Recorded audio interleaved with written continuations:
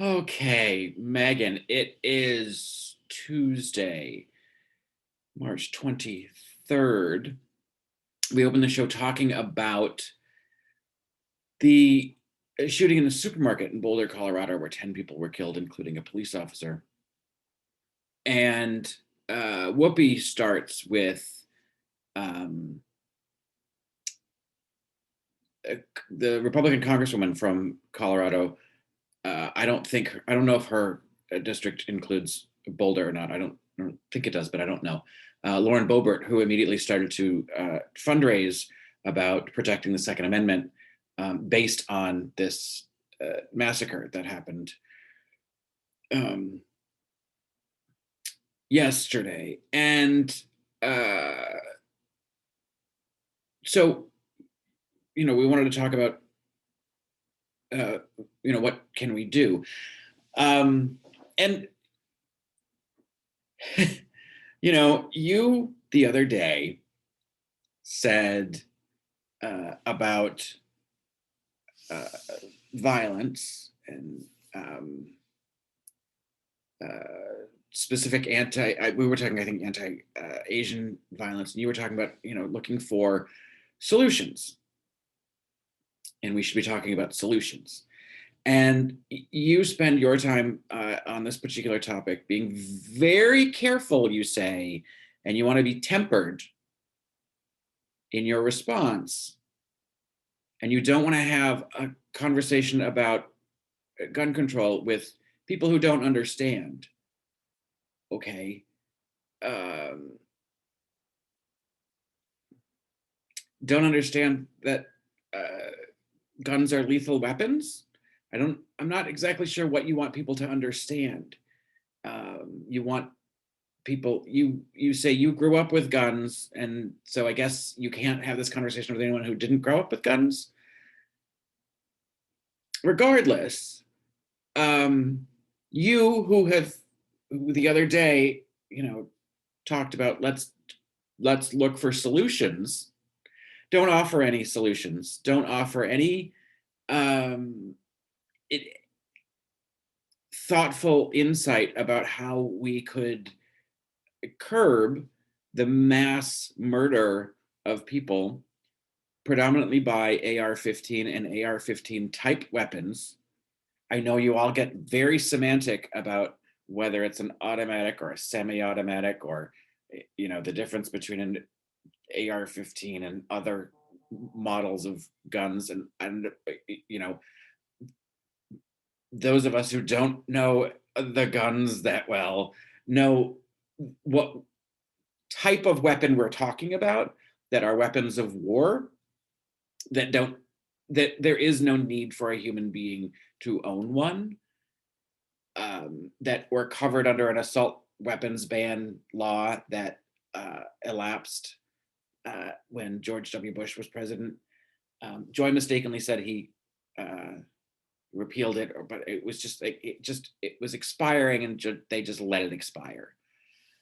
And the explosion of mass murders with those types of weapons that would have been continued to be banned, happening since then. You don't offer any kind of insight or valuable analysis, because you call yourself an analyst, and as the only conservative host of a mainstream TV show, all you say is it doesn't help to have people like Beto O'Rourke say we're going to take all your guns, thereby perpetuating the complete misnomer that the entire conversation about gun control is about taking all the guns. It's not what the conversation is about. I don't see how you can prioritize your right to hold a weapon of war over anyone else's life. I don't understand how you can sit there and feel superior about being tempered in your response when people are dying every day by weapons that don't need to be on the street. You cite a statistic about there's more uh, violence with a different type of weapon. So I don't know how that is somehow supposed to equate to, well, more people die from those other things, so we might as well leave this one on the street. That it's an odd choice of math. But the point of the whole thing is you don't offer help. You don't look for a solution. You don't think about how what you're doing is perpetuating part of the problem. And again, by saying, these Democrats just want to take all your guns is disingenuous. I've yet to see a bill introduced that says, take everybody's guns away. There are bills. I think there was a House passed bill about background checks that Mitch McConnell's Senate wouldn't pass.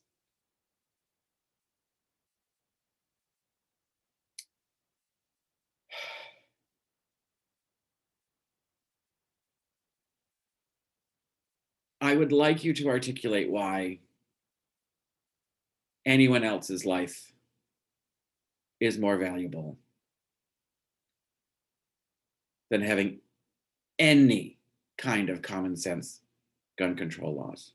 You mentioned you have a couple of friends that are in rural Arizona that needed to buy a gun quickly, so background checks aren't and waiting period isn't appropriate. I don't know what that situation is. I do know that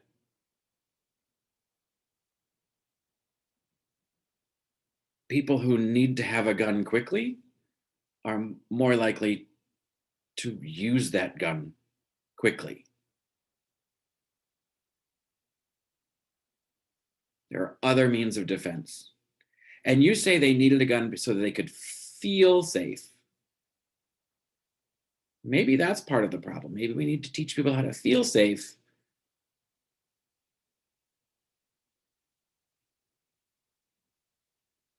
One argument is always, if we had a gun, we could protect ourselves from the gun.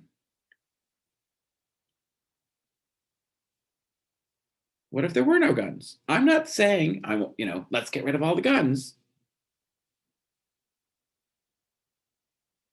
But if you didn't have the threat of people standing in the dark, in the wilderness, in the desert, far enough from your house that you can't see them and they can shoot it up,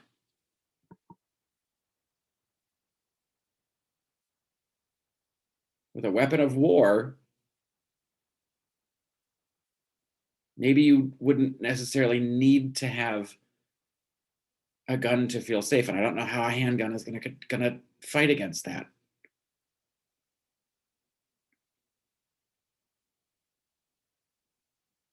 Anyway, I'm really glad that you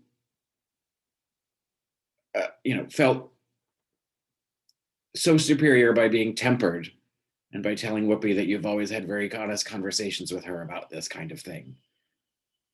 That doesn't bring any of those lives back.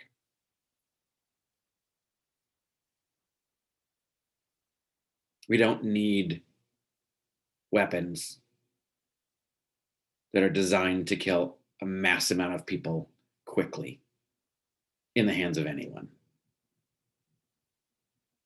It's interesting. There's been for a long time the debate about, or the correlation.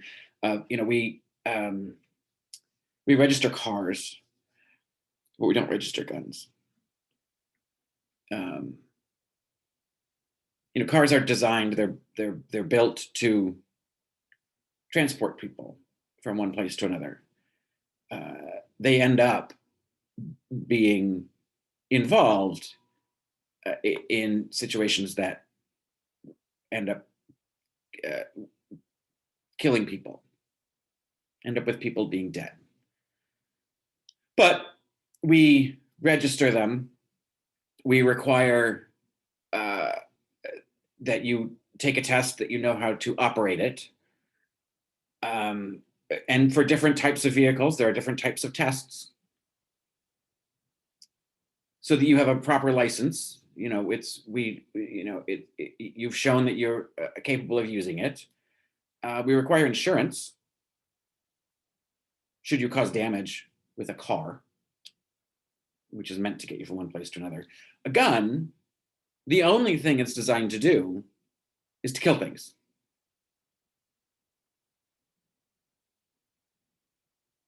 And the GOP can't pull it together to say we should put some common sense practices to make sure we know who's getting them.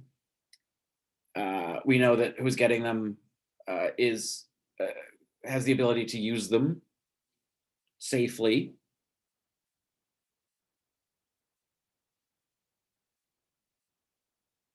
And we should require insurance on them.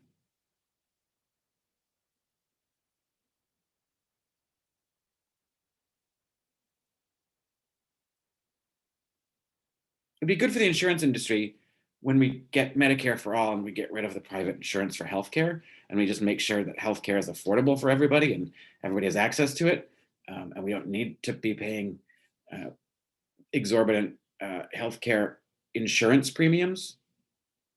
They can make up for it by getting gun premiums.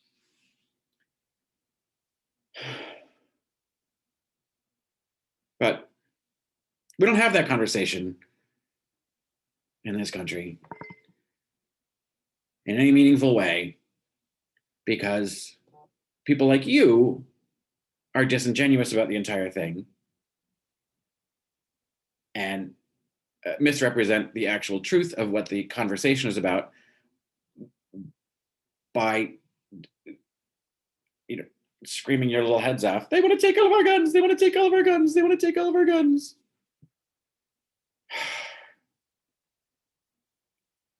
So, and you're always talking about how ardently pro-life you are.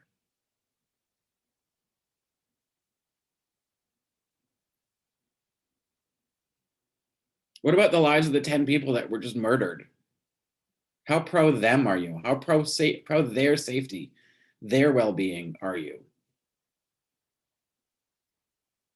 When one person and his ability to own a semi-automatic weapon, or whatever you call that thing, is more important than their lives. It doesn't seem pro-life.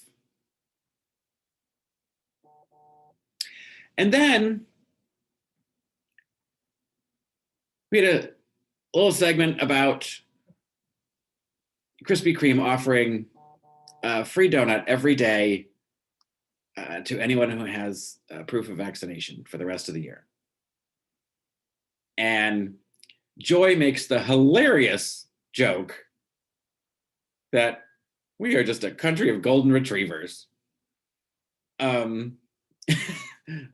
Which is funny. The joke there, Megan, is that we need a little treat to be provided to do a good thing, right?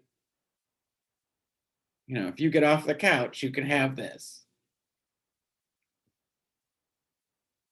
And you reply with, I don't know if it's a great idea to equate Americans with dumb dogs. Golden retrievers aren't dumb, Megan. But, maybe I don't really want to have this conversation with somebody who doesn't understand dogs.